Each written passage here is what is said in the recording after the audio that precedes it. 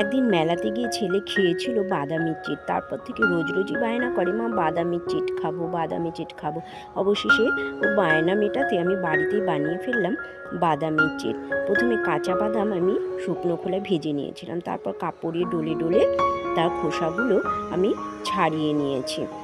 খোসাগুলো ছাড়ানো হয়ে গেলে খোসাগুলো কিন্তু ঝেড়ে আলাদা করে নিতে হবে। দেখো, আর বাদামগুলো আলাদা করে নিয়েছি। খোসাগুলো ফেলে দিয়ে বাদাম আলাদা করে নিয়ে কড়াইতে গুড় আমি ভালো করে পাক দিয়েছি। যতটা বাদাম ততটাই গুড়। সম্পূর্ণ ভিডিও কিন্তু বন্ধুরা আমার চ্যানেলে পেয়ে যাবে।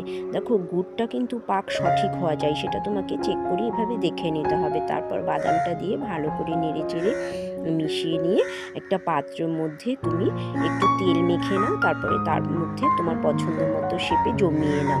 দেখো, তৈরি হয়ে গেছে গুড় বাদামের চিট। আর কিন্তু তোমাকে বেশি দাম দিয়ে বাইরে থেকে কিনতে হবে।